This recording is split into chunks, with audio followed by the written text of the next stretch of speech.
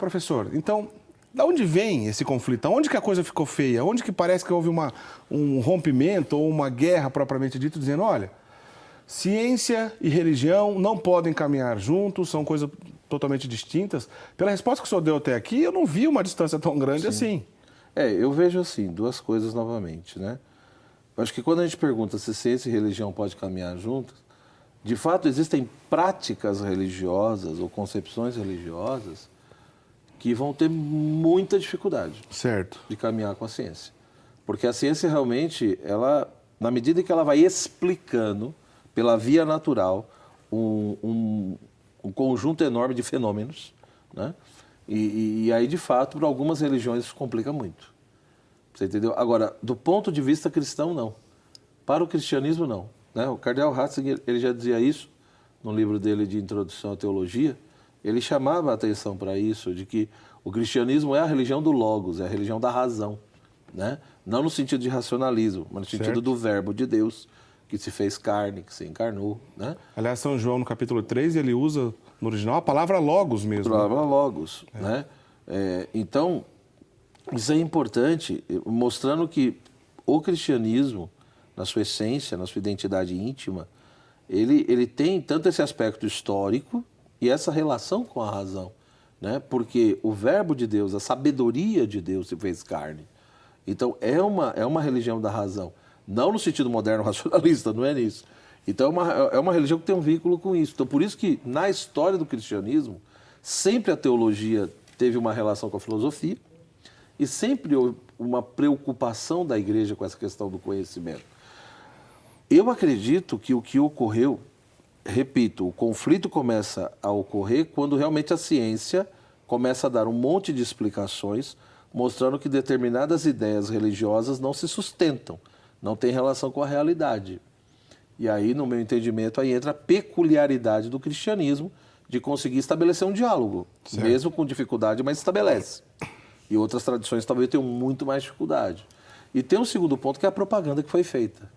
Aí, no fato, nós teríamos que tomar muito cuidado com os livros, sites que nós lemos, porque muitas vezes é uma história mal contada aí. Isso é um advento do século XX para cá?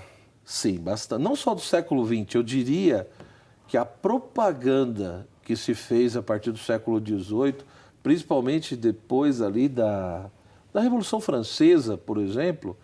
Eu vou dar um exemplo só para vocês entenderem.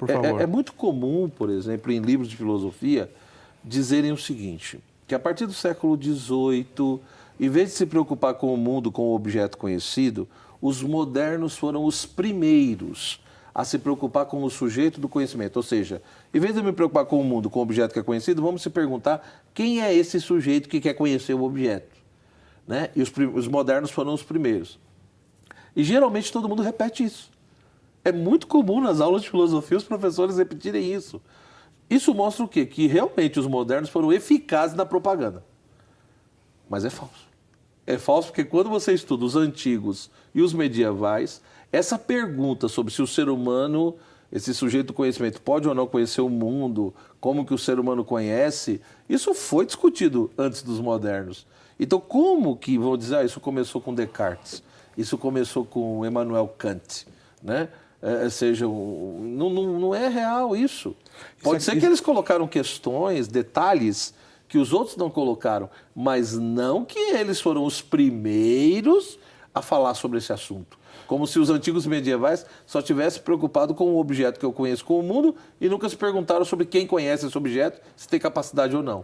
Só para ficar bem claro para o nosso telespectador, que talvez não está acostumado com tudo isso, o senhor me corrija se eu estiver errado, há um ramo da filosofia chamado epistemologia, que é a capacidade, a teoria do conhecimento, o que é possível ser conhecido, o que não é possível ser conhecido, de que maneira isso será conhecido. Então é dessa discussão que o senhor está dizendo, não é isso? Isso. Então, para muitos, isso só surgiu no século XVII, XVIII. Certo. Antes disso, não...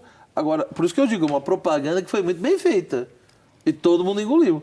Mas hoje em dia já tem várias pesquisas questionando isso. E mostrando que não é bem assim. Essa questão você já encontra elementos disso em Aristóteles, você entendeu? No próprio Agostinho, no próprio São Tomás e tantos outros. Então, não foram eles que inventaram. Então, finalizando esse ponto, o que eu diria? Que, de fato, foi criado, foi transmitido e, infelizmente, as escolas hoje em dia ainda passam muito essa ideia de que a igreja, né, perseguiu os cientistas, que a igreja ela é contra a cultura, né, o conhecimento. A gente precisa desmistificar isso. Por quê? Por exemplo, se as universidades são criações da igreja, é só estudar a história de fato. Quer dizer, além do período medieval, final do século XII, depois do século XIII, surgem as universidades. As primeiras universidades são criações da igreja, né? Copérnico, né, era religioso, era um homem de ciência. Então, o caso de Galileu, quando falam de Galileu, por exemplo, mas a igreja perseguiu, sim, teve conflito, mas não foi só a igreja. E por que a igreja questionou Galileu?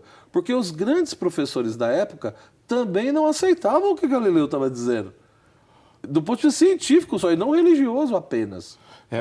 Vamos só rapidinho separar o joio desse trigo aqui, que esse assunto é interessante, a gente já outras vezes discutiu. Bom, primeiro Copérnico era clérigo. Então, toda aquela história de foi o primeiro cara que trouxe à tona de que não era necessariamente não era o Sol que estava girando em volta da Terra, mas era justamente a Terra que girava em volta do Sol, o heliocentrismo e tudo mais.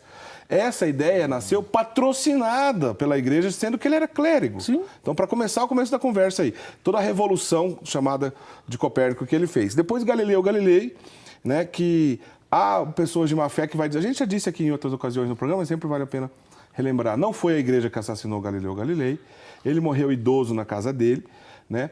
Mas, como o senhor estava bem dizendo, não necessariamente foi somente a igreja que rejeitou as ideias no início, porque ele não tinha condições claras de provar o que estava dizendo. Era por isso, professor? Exato. Entendeu? Eram coisas tão inovadoras, não sei o quê, que mesmo muitos professores e pensadores na época também questionaram. Então, existiu conflito? Existiu. Mas não no sentido de má fé, porque queria manipular a consciência das pessoas e esconder a verdade, né? Então, a igreja tinha esse apreço pelo conhecimento, pela ciência. Mas a questão é que o negócio foi mudando. Ou seja, a ciência, nesse contexto aí, ela era feita para quê? Era a ideia de que vamos conhecer o mundo, vamos conhecer as coisas, tais como elas são, por dois motivos. Ou seja, primeiro, para glorificar a Deus, para honrar a Deus. Então, o conhecimento era uma forma de honrar a Deus e se aproximar de Deus. Essa era a ideia. E também é óbvio ajudar o ser humano. A questão é que foi mudando. Então, quando você entra no século XVIII, principalmente, com toda aquela questão do movimento das luzes, do iluminismo, aí é um outro contexto. A crítica ao cristianismo é muito forte. A crítica à igreja, à religião em geral, vai se chamar, por exemplo, a deusa razão. A razão vai ser chamada de uma deusa, né? Quando perguntavam, mas Deus existe? Alguns filósofos diziam, Deus existirá se a deusa razão, no seu tribunal, disser que ele existe. Reduzir demais, né? Entendeu? Então, assim, o contexto mudou e a ciência e a razão foi sendo endeusada. Então, não é que a igreja era contra a ciência. A igreja era contra um certo tipo de ciência, uma certa maneira de fazer ciência. E muitas vezes, ciência muitas vezes ligada a todo tipo de esoterismo, de ocultismo, como era o caso de Giordano Bruno, por exemplo, no século XVI. Que era um caso mais complicado. Que era mais complexo, você tinha ideias filosóficas ali que não batiam muitas vezes com a questão. E Giordano Bruno não foi aceito por ninguém, não só pela igreja. Exato. Em outras palavras, era um mala sem alça que não conseguiu provar nada.